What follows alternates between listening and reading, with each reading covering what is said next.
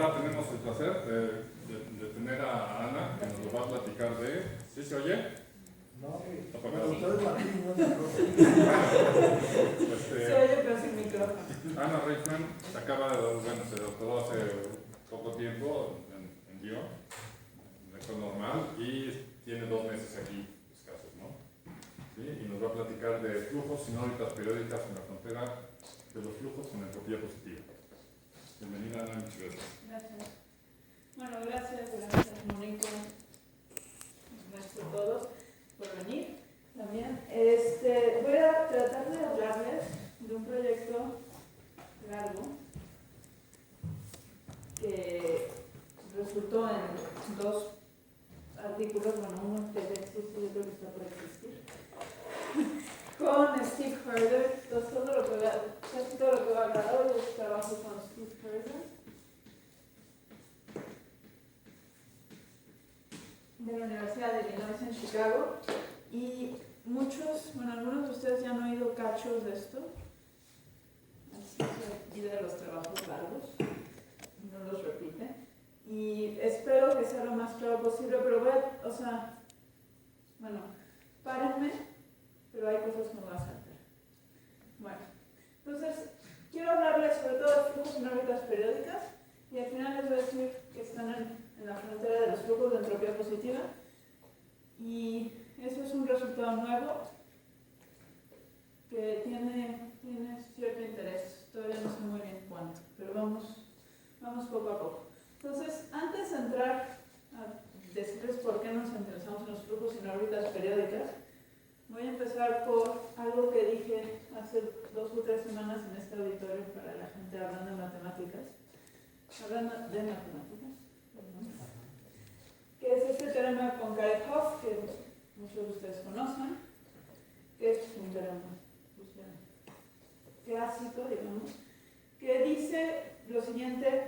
Dice, es mucho más fuerte que este enunciado, pero en particular dice que si quieren poder poner un campo vectorial sin singularidades en una variedad cerrada, necesitan que la característica de Euler sea 0. ¿Ok? Entonces, eso es lo primero que queremos. ¿Por qué nos interesamos en campos? ¿Por qué nos interesamos en saber si podemos poner cosas sin singularidades? Pues porque tratamos de entender un poco la dinámica de las cosas, y si hay singularidades podemos decir qué pasa acerca de la singularidad.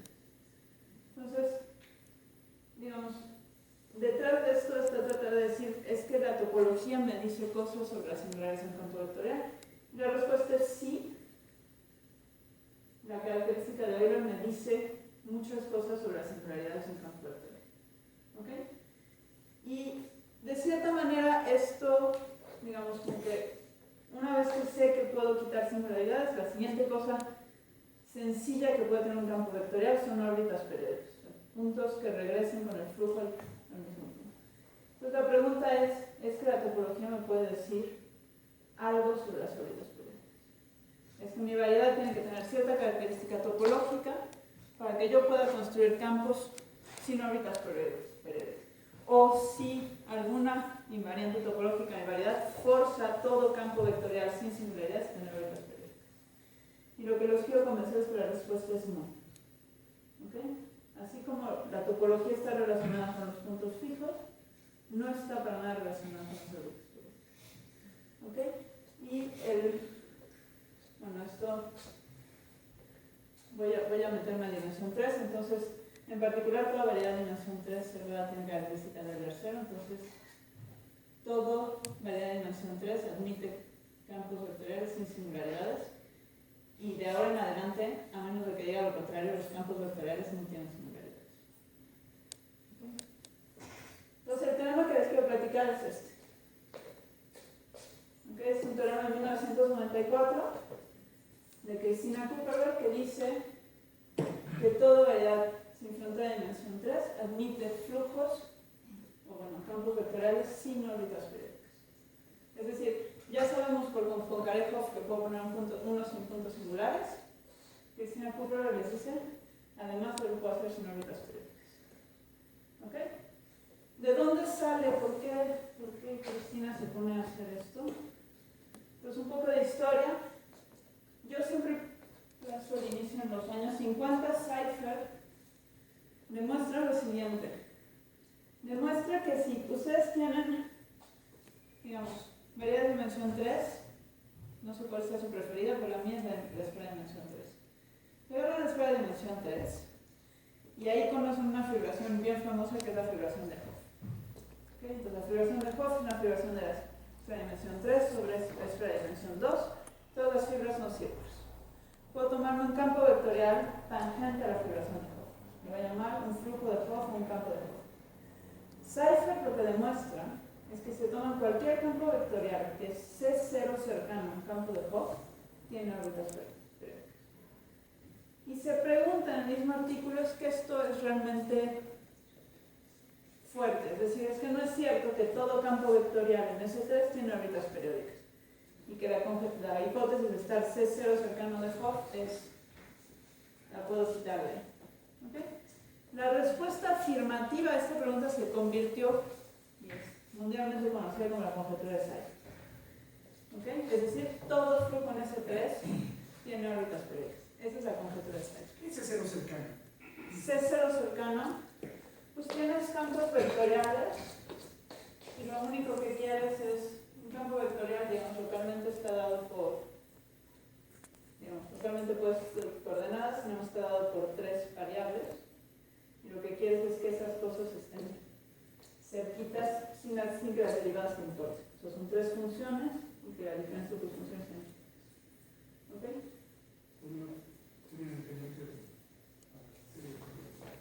Sí, exacto. Entonces, bueno, ahí está la conjetura de Cypher y justo el teorema de arriba les dice que eso es falso. ¿Ok? Pero bueno, entre Cypher y Kuperberg tuvo... Perdón, llegué un poquito tarde, pero no estoy seguro si definiste, si todo el mundo sabe lo que son las órbitas de un flujo, etcétera, etcétera. Más o menos lo dije con mis manitas. Creo que todo el mundo sabe o no. ¿Sí? Lo había dicho, para los estudiantes lo había dicho hace 3 semanas muy claramente. Ok, entonces... Los que vinieron hace 3 semanas. Bueno, pero sí, párenme, o sea, si no entienden, aunque sea cosas así, no importa, díganme. Ok, entonces el siguiente ejemplo, digamos, el siguiente resultado importante entre 1950 aquí y 1994 y arriba, viene en los años 60 y es una construcción de Wilson que lo que hace es encontrar una manera muy bonita, muy bonita, para construir en cualquier variedad de dimensión 3 un flujo con un número finito de órbitas periódicas. ¿Ok? Entonces, me dan ustedes cualquier flujo y yo agarro la manera de Wilson de hacer estas cosas y lo puedo transformar en uno que no se parece para nada, pero que tiene un número finito de órbitas periódicas. ¿Ok? Entonces, cualquier variedad de dimensión 3 admite, según Wilson, un flujo con número finito de órbitas periódicas. Entonces ahora vamos a pararnos tantito en ese momento de la historia. ¿Ok? Y ya les digo, ok, les puedo dar un flujo con número finito de órbitas periódicas. Ahora, ¿cómo le hacemos? ¿Son 6 infinitos los ejemplos? ¿Qué? ¿Son 6 infinitos los ejemplos? Son 6 infinitos, estos son 6 infinitos. ¿Cómo le hacemos? Cuando no digas son 6 infinitos. Okay. Esto creo que es muy bueno. ¿Cómo le hacemos para deshacernos de ese número finito de órbitas periódicas? Y la idea es la siguiente, es una idea que Wilson tenía porque es de cierta manera la base de la idea de su construcción. Y es la siguiente. Supongamos que tengo ahí una órbita periódica. Esto está en dimensión 3. Agárrense un punto en la órbita periódica. ¿Ok? Entonces hay un teorema que dice que pueden encontrar una vecindad de este punto donde el flujo es trivial.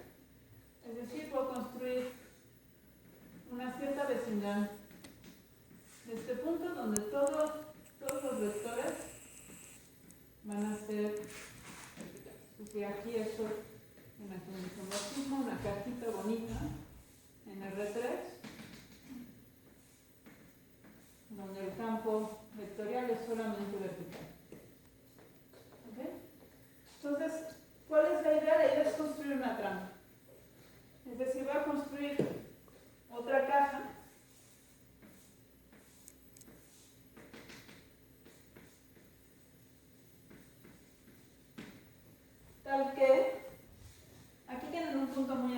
en la entrada, que es lo que corresponde a la órbita periódica. Lo voy a poner en rojo. Entonces ese punto voy a hacerlo de tal manera, voy a poner aquí un flujo, o un campo vectorial, de tal manera que este punto se quede para siempre dando vueltas hacia adentro. ¿Ok? Entonces, esta trampa va a atrapar la órbita que pase por este punto. Y va a atrapar algunas otras. No me importa. Atrapará un cierto conjunto. Pero también habrá un cierto conjunto que no es atrapado. Porque le voy a poner otra condición y es que quiero que cerca de la frontera el campo vectorial sea vertical. ¿Ok? Y eso me va a decir, bueno, ok, hay puntos atrapados y puntos no atrapados. Entonces, todo punto atrapado, le voy a pedir no atrapado, vamos a decir que este es no atrapado. Está libre. Pues su órbita puede ser muy complicada aquí adentro, pero eventualmente sé que va a salir porque no está atrapado. Y lo que le voy a pedir es que salga justo enfrente de donde entró. ¿Ok? Aunque la órbita sea muy complicada adentro, le voy a pedir que salga justo enfrente de donde entró. ¿Por qué? Entonces yo quería romper aquella órbita. ¿Okay? Entonces ahora lo que van a hacer es que esta flechita de aquí, pues la voy a usar, en lugar de para meter esto, voy a meter esto aquí adentro. ¿Okay? Es decir, voy a borrar lo que había aquí y lo voy a sustituir por una copia de acá. Tienen que reparametrizar en la frontera para que pegue bien y siga haciéndose infinito. Se puede hacer. ¿Ok? Justo por eso pedí que fuera vertical en la frontera, para que pegue bien acá. Cerca de la frontera no estoy cambiando nada. ¿Ok? Y lo que estoy cambiando es adentro. Entonces, ¿qué estoy cambiando? Pues que esta órbita periódica que venía aquí, pues va a quedar para siempre acá. Y en tiempo negativo también. Pero ya no es periódico, ya no atraviesa. ¿Ok? ¿Y por qué le pedí esta cosa de que si las cosas no atrapadas entraran y salían donde quisieran? Para no crear nuevas órbitas periódicas. ¿Ok? Porque ¿qué quiere decir? Que si yo tenía aquí un punto verde, pues yo sabía que antes iba derechito y salía. ¿Ok? Y esa órbita no sé qué era. Puede ser que sea otra de mi número finito de órbitas periódicas, puede ser que no. ¿Ok? Pero hacía eso. Bueno, ahora va a hacerse más larga, pero cualitativamente va a seguir siendo lo mismo. ¿Ok? Porque afuera no cambia nada y adentro está haciendo eso. ¿Ok? Entonces, eso es una trampa. Entonces, a Wilson le quedaba muy claro que si él lograba construir una cajita así, sin órbitas periódicas adentro, pues se acababa el problema. ¿Ok? Y el primero que logró hacer eso fue Paul Schweitzer, 10 años después. Y es una construcción que se parece mucho a la de Wilson, pero que es solo de clase C. ¿Okay? Entonces, esto es 1974, ya arriba a la derecha es 1994. Christina Kuperberg lo que logra es construir esa trampa de clase C infinito. ¿Ok? Y entre estos dos hay dos artículos en Atlas tratando de demostrar que es imposible hacer la demostración de crecimiento. Ok. Bueno. Entonces, me voy a saltar estas construcciones y voy a tratar de explicarles rápido la construcción de Christina Kuperberg porque es lo que yo he estudiado. ¿Sí? Ya no sé qué poner. Pues nada más una pregunta, o sea, la construcción, o sea, de Wilson, o sea, lo construye tomando cualquier campo vectorial y aplicando sobre las trampas. No fue mi computadora que se durmió, ¿no? La construcción de Wilson es con trampas. O sea, empieza con cualquier. Pero, sí, pero entonces son unas trampas que atrapan mucho. Entonces la idea es que, como atrapan mucho espacio, tú puedes construir una cubierta por trampas que va a atrapar todas las órbitas originales de tu campo. Y entonces las periódicas son las que están adentro. Y la trampa tiene dos órbitas. Entonces tienes dos veces el número de rectángulos. Alberto Berkowski tiene una observación con cual puedes incluso cambiar ese número finito por 2.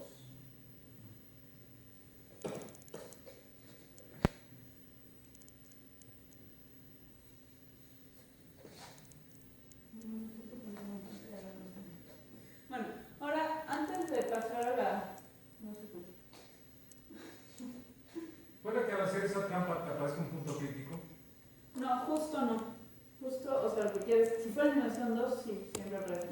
En dimensión 3 lo que queremos es que no haya puntos críticos. Pues ahí no hay puntos críticos. O sea, podría ser trampas con puntos críticos, pero no hay puntos críticos. Bueno, voy a pasar a la siguiente transparencia, aunque la verán. Lo que les quería contar también era como... No, ya no tengo control. Pone full screen. Full screen nada más. Más abajo, más abajo. Ya está. Entonces, lo que quería platicarles es como el otro lado de la moneda de este teorema. Es decir, o sea, ustedes se podrían preguntar, es que estos flujos los puedo hacer que preserven una métrica, es que los puedo hacer que preserven el volumen, es que los puedo hacer la característica que les guste. Entonces hay como el otro lado de la moneda. O sea, puedo restringir algunas familias de campos vectoriales o de flujos en dimensión 3 y hay teoremas que dicen que siempre hay órbitas periódicas. Entonces el más famoso, yo creo, es para los campos de red de una estructura de contacto. Los que sepan son muy felices, no quiero entrar en detalles. Esto es un teorema del 2007 de Clifford Tops. Una generalización de los campos de red, de sus campos geodesibles que preservan el volumen. Un campo geodesible si pueden encontrar una métrica que haga todas las órbitas geodésicas. Entonces, si la variedad no es inferior a un toro sobre el círculo, siempre tienen órbitas periódicas. Es un resultado en toda generalización de Cauchy y Tops y NIO en algunos casos con técnicas distintas. Campos geodesibles que no preservan el volumen pero que son reales analíticos, pues también debería decir, si no es un fibrado en toro sobre el círculo, tienen órbitas periódicas. Y soluciones de la ecuación de Euler, la más sencilla, o sea, autónoma, sin fricción, sin todas esas cosas. La ecuación de Euler, la más sencilla del planeta. De nuevo, son generalizaciones, o sea, todos los geodesibles son soluciones de la ecuación de Euler, todos los de red son geodesibles. ¿Okay? Entonces esto se sabe, y la pregunta creo que más importante que sigue abierta en el tema es qué pasa con los campos que preservan el volumen. ¿Okay? Entonces, ninguna otra característica, solo preservación del volumen. Los ejemplos de Cristina Kuperberg no preservan el volumen, los ejemplos de Wilson no preservan el volumen, pero Greg Kuperberg logra demostrar dos cosas. Logra demostrar el análogo al teorema de Wilson, es decir, toda variedad de dimensión 3 admite un campo que preserva el volumen con un número finito de órbitas periódicas. Ahí sí un número finito y no 2. Y logra hacer la construcción de Paul Schweitzer preservando el volumen. Entonces sabemos que hay ejemplos C1 que preservan el volumen sin órbitas periódicas, no sabemos más. ¿Okay? Pues creo que esto es como un panorama de lo que se sabe. Bueno, obviamente hay más cosas. Los teoremas de arriba son también en variedades compactas. Todas variedades compactas. ¿Y son un número finito? Eso no sé. Hay una. Bueno, para campos de red ya demostraron que hay al menos 2. Y hay ejemplos con 2. Pero se conjetura que hay o 2 o una infinidad. Pero eso todavía no se sabe. Todos los demás creo que nada más estamos en una. Porque nadie se ha puesto a ver si hay más. ¿Ok? ¿Y sin puntos singulares? Todo esto es en puntos singulares. Entonces, hay dos como cosas que no digo, pero son ciertas. Si no digo que hay singularidades, son no singulares. Y si no digo que esa diferencialidad son C infinito. Ok. Entonces, regreso. Dimensiones más grandes. No regreso todavía. En dimensiones más grandes, la construcción de Wilson es súper eficiente y se puede hacer incluso para preservación de volumen. Entonces, en dimensiones más grandes, esto está relativamente resuelto. Es Es decir, si ya le empiezan a poner adjetivos, no está resuelto. Pero mientras no le pongan adjetivos, hay ejemplos sin órbitas periódicas. ¿Ok? Esta es la construcción en la que usan asas redondas. Esta es la construcción que usan asas redondas y hay otra construcción, o sea, hay una construcción de un asa con más finitos y luego Wilson lo puedes hacer para romper así ciertos números finitos en dimensiones más o menos. ¿Okay? Bueno, ahora sí creo que voy a regresar. No, ya te puedo. Voy a regresar. Entonces, la segunda parte del título es que quiero hablarles de entropía topológica. Pues esta es la definición. Ahora la pueden leer y pueden, vamos a mover un poquito las manos. ¿Qué es entropía topológica? Entonces, entropía es una medida de complejidad. ¿Y qué es la complejidad en un flujo? Es cuántos tipos de órbitas distintas tenemos. Entonces, la entropía topológica lo que va a contar es el crecimiento. O sea, si la entropía topológica es positiva, les va a decir que hay un crecimiento exponencial en el número de órbitas distintas con el tiempo. Es decir, tengo puntos, tengo un número exponencial de puntos que si los sigo un cierto tiempo, van a lugares distintos. ¿Ok? Entonces, la entropía topológica, déjenmela pensar como una cosa que mide complejidad y que es muy grande, exponencialmente grande. ¿Por qué quiero decirlo? Porque hay ese gran teorema de Cató, que en caso de flujos en dimensión 3, les dice que si la entropía topológica es positiva, hay órbitas periódicas. ¿Ok? Entonces esto más, digamos, esto se lo pueden leer, pero lo que quiero es esto. Ok, creo que ahora sí voy a regresar a mis ejemplos de Cristina. Oye, y ahí hay muchas. Muchísimas. Muchísimos, o sea, hay un crecimiento exponencial. Sí, o sea, lo que dice el teorema Cató es que la entropía topológica está acotada superiormente por el crecimiento de órbitas periódicas. Entonces es muchísimo. Pero es solo válido en pequeñas dimensiones. ¿Okay? Bueno, entonces ahora sí regreso a mi teorema de Krishna-Kuperberg. Y esta es la trampa. ¿Okay? Entonces lo que quiero hacer ahora es explicarles la construcción de esta cosa, darles una idea de por qué no tiene órbitas periódicas, describirles qué es el conjunto minimal de este. Entonces, ¿qué es un conjunto minimal en un flujo? Es un conjunto que es invariante, cerrado y que no contiene ningún subconjunto propio, invariante y cerrado. ¿Okay? Entonces quiero describir el conjunto minimal de esta trampa. ¿Okay? Eso sí es mi trabajo. Quiero decirles rápido una manera de estudiar conjuntos en espacios euclidianos, que es la teoría de la forma, y decirles qué es lo que entendemos de esto sobre este conjunto minimal. Y luego, pues les quiero decir este último enunciado, que es que yo les dije que todo flujo en dimensión 3 de entropía positiva tenía órbitas periódicas. Estos no tienen órbitas periódicas, entonces tienen entropía cero. Punto final. ¿Ok? Bueno, resulta que si yo hago modificaciones infinito chiquitas, encuentro siempre flujos de entropía positiva. Es decir, estos flujos que son muy particulares y que se sabía que eran inestables de la construcción, se ve que si yo la muevo hay órbitas periódicas. No solo hay órbitas periódicas, hay entropía positiva. Ahora, ¿a qué punto esto es relevante? Se sospecha que es cierto en la topología C1, pero no se sabía que fuera cierto en la topología C1. ¿Okay? Y el se sospecha es, hay dos personas tratando de escribir un artículo, pero acaban de escribir porque es muy difícil trabajar con flujos y entropía porque las reparametrizaciones tiran muchas cosas. Entonces, bueno, esto es el plan de lo que voy a hacer ahora. Ok, construcción de Krishna-Kuperberg.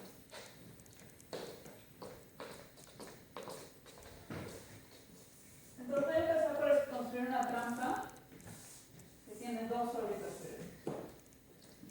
Que al inicio va a ser súper fácil.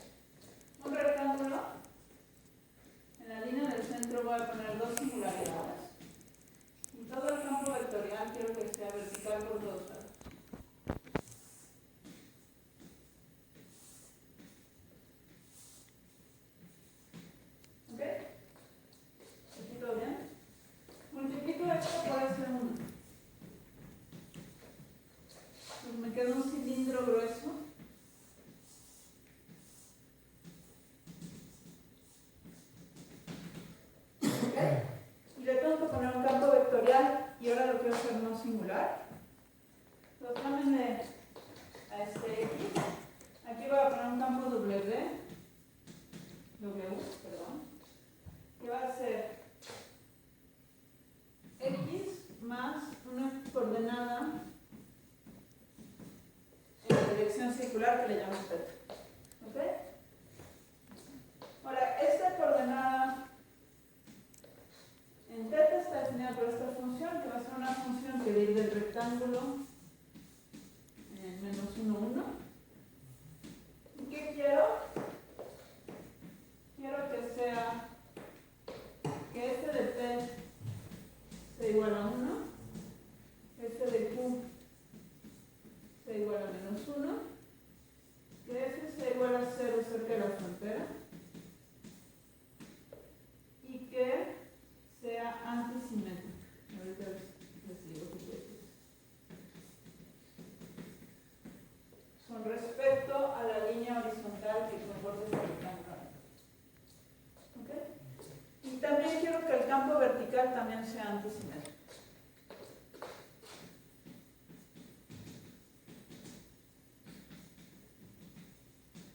O sea, para el campo vertical sea antisimétrico quiere decir que pues tengo la misma, pero siempre está apuntando hacia arriba. Y este, pues que si aquí vale 1, aquí vale menos 1. No se entiende, ¿no? O sea, no simétrico, sino el negativo del simétrico. Ok, entonces, ¿qué pasa aquí? Pues las singularidades estas, en las singularidades esto se me vuelve 0 y este es 1, entonces tengo solo una órbita periódica. Entonces tengo dos órbitas periódicas, una que da vueltas así, otra que da vueltas al revés. ¿Ok? Cerca de la frontera, F es 0. Entonces me quedo con X. X es vertical. Pues cerca de la frontera todo es vertical. Por aquí todo sale. Es vertical, vertical. Por aquí todo entra. ¿Ok? Y ahora si se agarra un punto que no está en el centro, que corresponderá a cualquier punto en este círculo, su órbita va a empezar a subir, primero F es 0, X es vertical, eventualmente va a llegar a un lugar donde F es positivo, va a empezar a dar vueltas, pero siempre, nunca va a dejar de subir porque X siempre es positivo, y luego va a empezar a dar vueltas al revés, y va a salir justo enfrente de donde entró, porque todo lo que construyen es similar. Pues va a ser así, luego va a dar el camino contrario, y va a salir, no me quedó, va a salir justo enfrente de donde entró. ¿Okay? Entonces eso es una trampa no singular, es infinito, con dos órbitas periódicas. ¿Okay? Y tiene esta característica súper importante, que es que si se toman los cilindros de radio constante, son invariantes. Porque aquí es vertical y este es un número cambio. ¿Okay? Entonces en los cilindros con el radio constante, cerca de la frontera tienen algo vertical, y conforme se van acercando al cilindro del centro empiezan a dar las cosas vueltas, pero siempre suben, entonces eventualmente salen. Y en el centro tienen dos órbitas periódicas que son fronteras de un cilindro que le voy a llamar el cilindro de Rehl y que va a aparecer de nuevo en 5 minutos. ¿Okay? Y la pregunta es ahora cómo me deshago esas dos órbitas periódicas. Y la gran idea de Christina Kupperberg es atraparlas con la misma trampa. Entonces hacer dos autoinserciones de la trampa en sí misma. ¿Okay? Lo primero que voy a hacer es voy a agarrar la trampa y la voy a poner en R3 de esta manera. Y luego,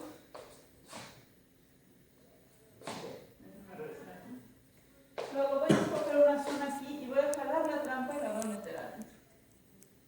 ¿Ok? Entonces, aquí ves donde me voy a ir rápido para llegar a las cosas que sí quiero decir. Pero lo que va a hacer es jalar la parte de adentro y meterla.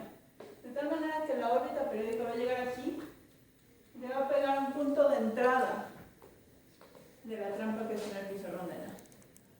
Y quiero que le pegue un punto de entrada atrapado, para que ya no vuelva a salir del otro lado. ¿Ok?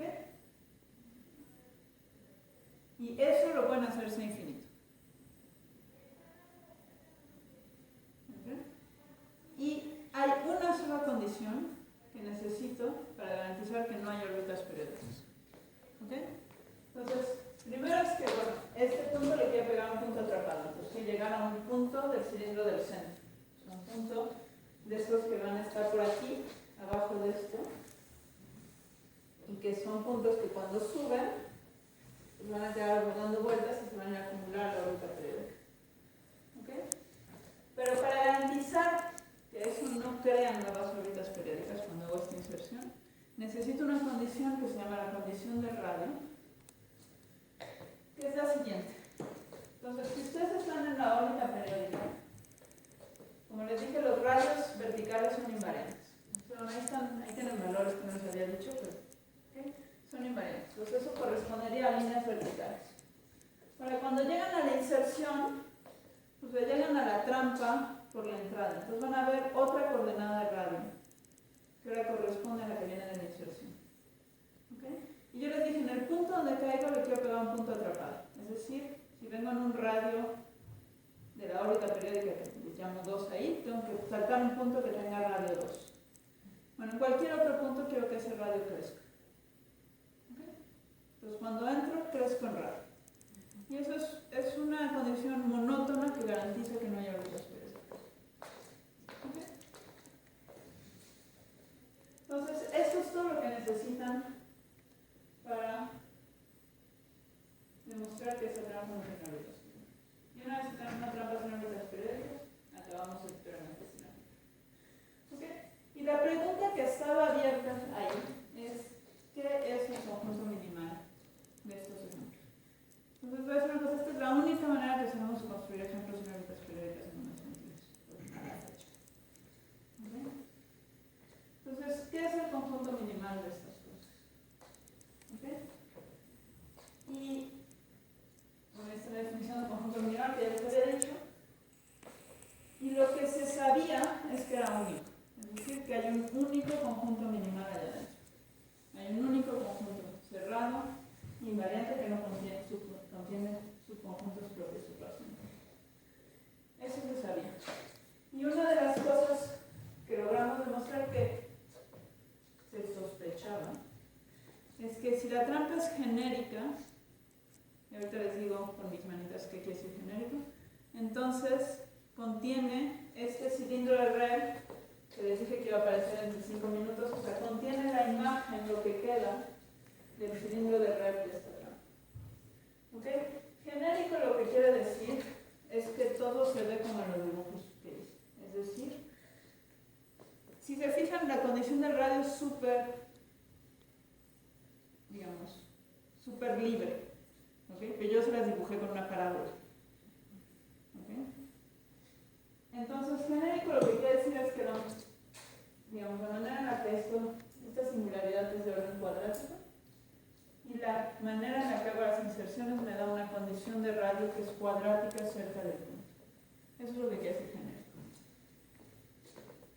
¿Okay? Entonces, bajo esas condiciones contiene el cilindro de radio. Si esas condiciones se pueden hacer más suaves, no sé, me encantaría saber, pero no sé. ¿Okay? Entonces, bueno, ahora les dije que desea descubrir el conjunto minimal con dibujitos. Pues ahí está la trampa de Cristina. Entonces, lo que les dije es que contiene el cilindro de red. Entonces, el cilindro de red es esta banda que está entre las dos órbitas periódicas.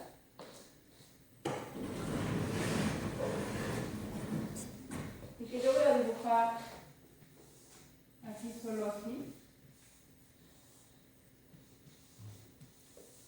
Y le tengo que borrar dos cachitos que corresponden a la intersección con estas inserciones, porque ahí ya no sé qué pasa. ¿Ok? Pero genérico contiene eso. Entonces ahora les voy a poner otros dibujitos. No, antes de poner otros dibujitos. Entonces, ¿qué pasa? Entonces la intersección del cilindro con esta inserción me da una curva aquí que va del punto atrapado a la frontera. ¿Ok? Entonces esa curva corresponde a una curvita aquí, que voy a dibujar como una línea, atrapada a la frontera. ¿Ok? Si no llegara a un punto atrapado, y no nos llegara ahí, y yo dijera, ahora lo voy a seguir con el flujo, agarrar todas las órbitas que pasan por esta curva, lo que obtendría es que, bueno, este punto se sale directo, eventualmente todos los puntos se van a salir. Y este punto pues, va a ser un número de vueltas así, luego se va a regresar otro número de vueltas, y eventualmente va a ser. Sí, va a tener una especie de lengua que le va a ir dando vueltas así al cilindro. ¿Ok? Ahora, cuando llego al punto atrapado, esa lengua deja de ser compacta. Pero bueno, yo puedo seguir las cosas en dirección positiva y negativa, agarrando la curva abajo y la curva en la salida, y tener una curva infinita que le está dando vueltas al cilindro. ¿Ok? Entonces, ahora sí voy con mis dibujitos. Cilindro real como está encajado antes de las inserciones. ¿Qué van a hacer las inserciones? Que no van a ser los dibujitos, pero ¿qué van a deber en las inserciones? Es agarrar esta parte, girarla y traer la tangente a lo que borré. Y lo mismo para el otro. Bueno, en lugar de eso vamos a tener esto. Más o menos imagina, ¿no? Entonces ahora le tengo que pegar estas dos lenguas infinitas. ¿Ok? Y las dos lenguas infinitas van a ver cómo es. Entonces van a tener dos lenguas infinitas que van a estar dando vueltas al cilindro para siempre. Y se van a acumular en el infinito. Entonces ahora yo lo voy a planear aquí en el pizarrón, entonces así.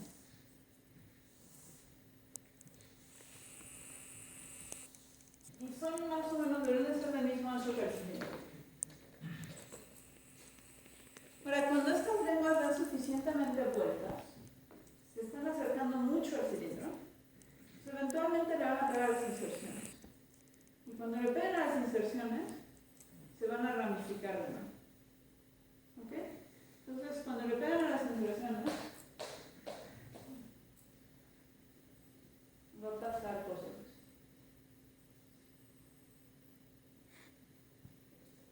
Pues cuando le pega la inserción, de repente va a tener una lengua que va a salir a la derecha. La lengua principal va a seguirse derecha, pero va a tener una lengua que va a salir a la derecha. Esa es finita. Entonces, conforme vaya avanzando aquí el flujo va así. Esto va a empezar a tener lenguas finitas cada vez más largas.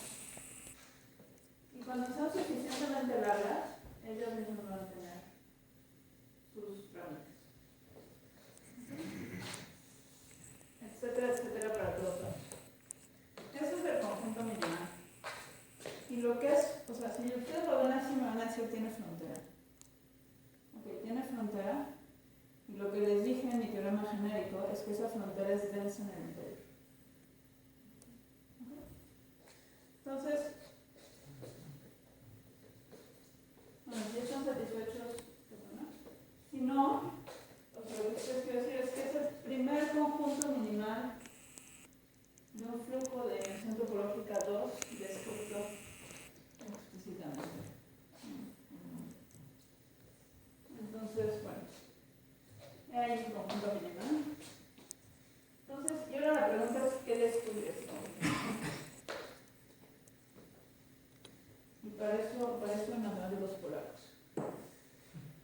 Entonces, en matemáticos, en Polonia se desarrolló una teoría que se llama teoría de la forma, Shape Theory, que ya salió de Polonia, perdemos conexión Polonia. Y la idea es cómo estudio conjuntos muy feos. ¿Okay? Entonces, ¿qué puedo decir de conjuntos feos? Pero que estén como sea en un espacio métrico rectangular. Y lo que desarrollaron es, bueno, lo que vamos a hacer es estudiar sucesiones de vecindades. ¿Okay? Entonces hay toda una cosa de decir cuando dos sucesiones de vecindades son equivalentes, etcétera. O sea, no es tan sencillo, pero vamos a estudiar sucesiones de vecindades y vamos a ver pues, homología de Chern, estas cosas y cosas así. ¿Okay? Sin meterme en cosas demasiado complicadas, una de las primeras cosas es forma estable.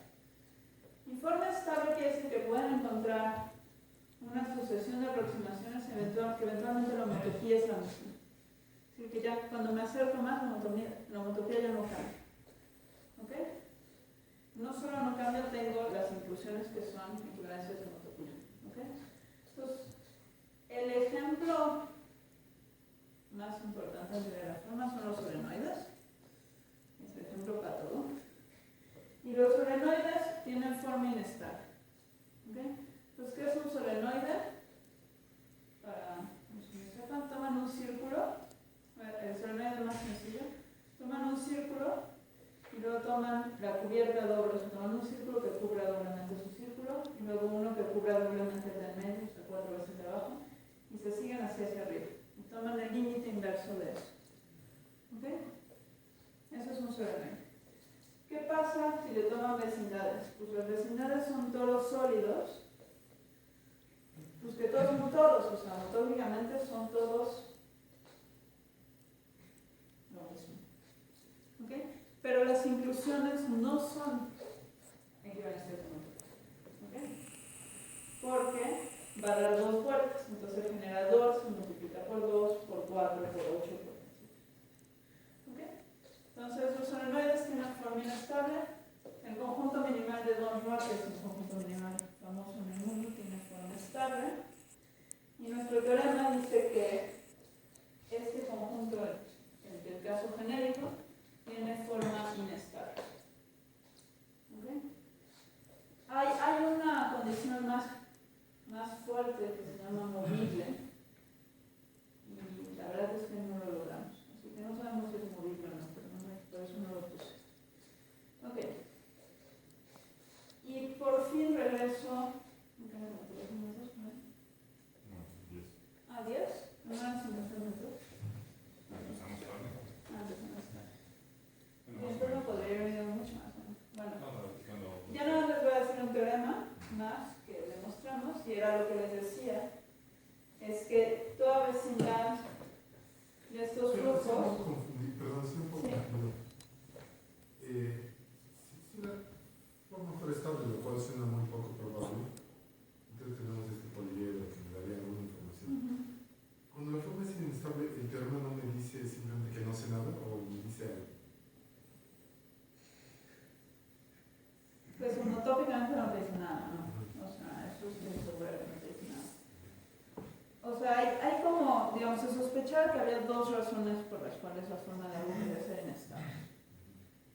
Y una era que, o sea, los 2 ejemplos son el solenoide y los aretes hawaianos. No sé si tienes círculos así. Entonces, en una tienes, no me va a hacer bolas, pero en una tienes que las inyecciones son sobres. En el solenoide es sobre. El grupo del primer grupo de homotopía ya ve todo. Sí, ve todo. Pero digamos, o sea, ve todo, pero no ve las inclusiones, o sea, de cierta manera, eso es la idea. ¿No? Aquí esto es, o sea, aunque parece ser de dimensión 2, es todo retráctil, o sea, todo se retrae al árbol que está en el centro, entonces en realidad estoy en dimensión 1. ¿Sí? Pero sí tiene esta estructura como el solenoide no arquimediano. No. ¿Este? No. ¿No tiene estructura de árbol no arquimediano? No, o bueno, a ver, hasta donde yo creo, ¿no? ¿No tiene una ultramétrica de este árbol?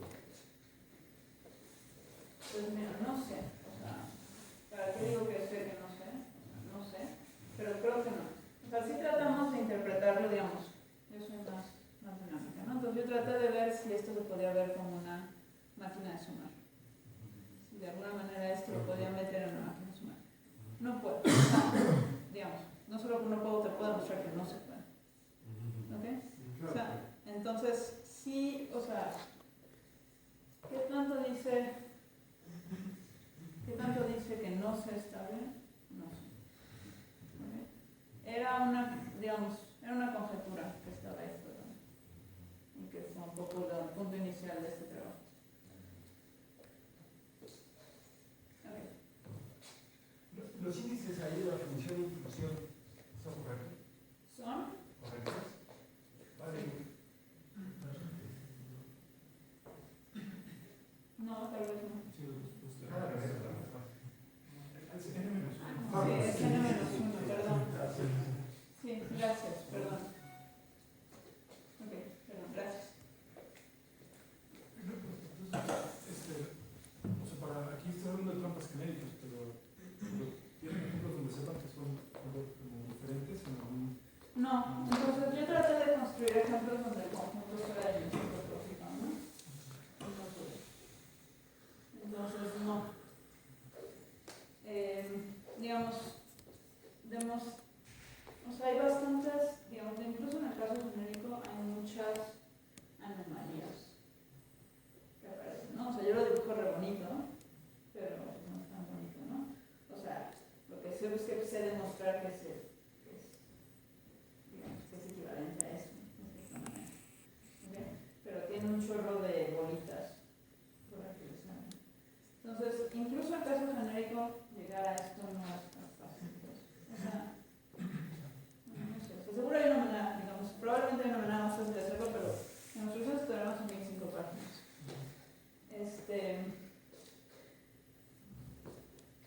El caso no genérico no tengo ni idea cómo entrar. O sea, yo siento, No, si me preguntas a mí, yo siento que todos los conjuntos minimales van a ser así. ¿Ok? Eso es lo que yo siento. Sí hay algo, había una conjetura, yo creí que si tenías un conjunto minimal inestable en dimensión 3, estaba rodeado de órbitas periódicas.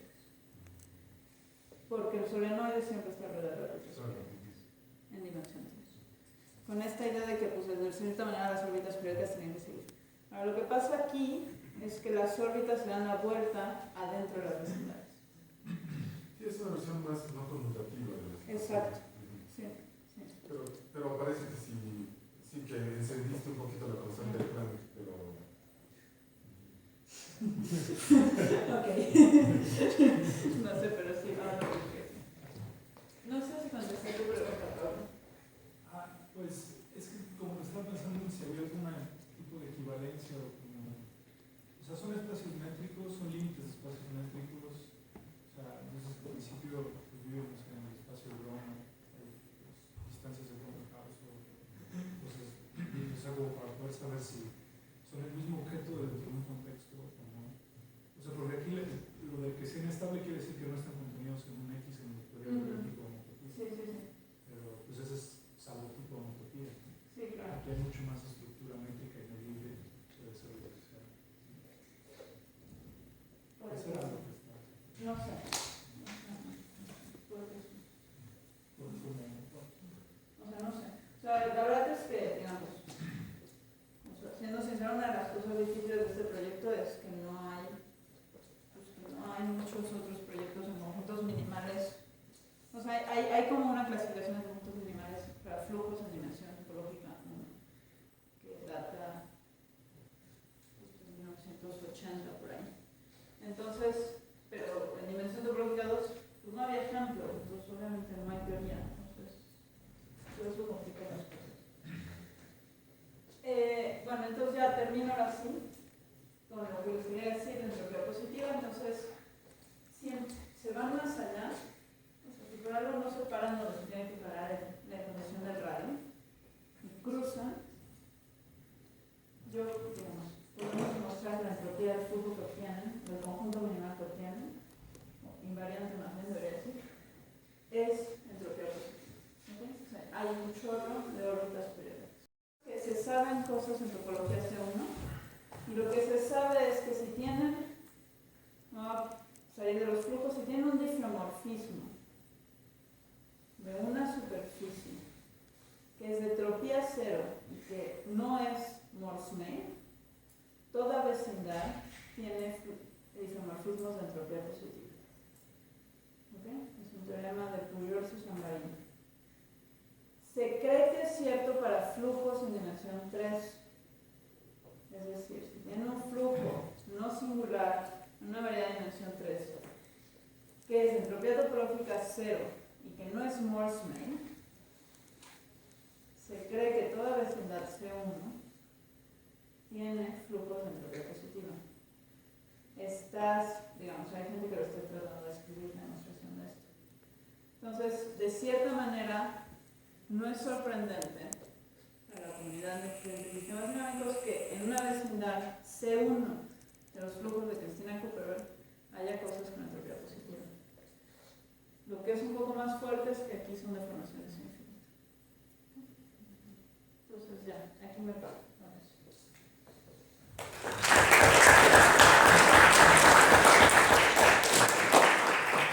¿Preguntas? ¿Mario? Oye, pues estos flujos como son medio feos, ¿no? Pero no habrá,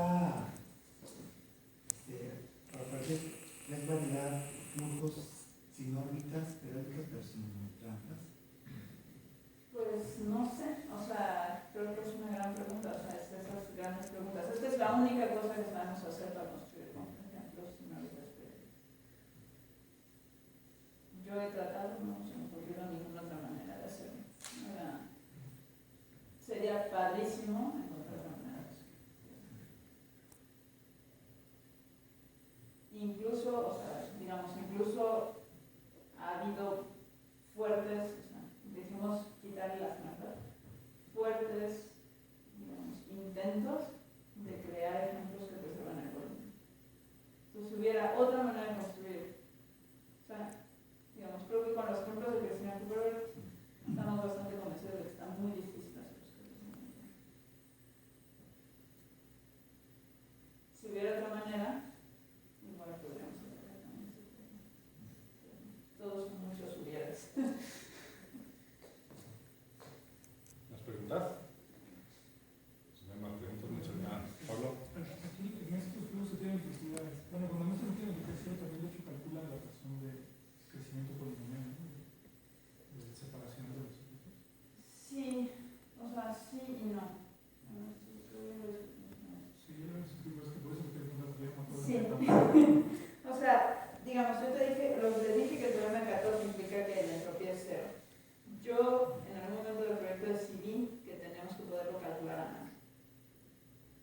Y lo hicimos, o sea, lo calculamos a mano, con pseudogrupos. Pues lo que podemos demostrar es ciertas cosas sobre el crecimiento de las órbitas del pseudogrupo.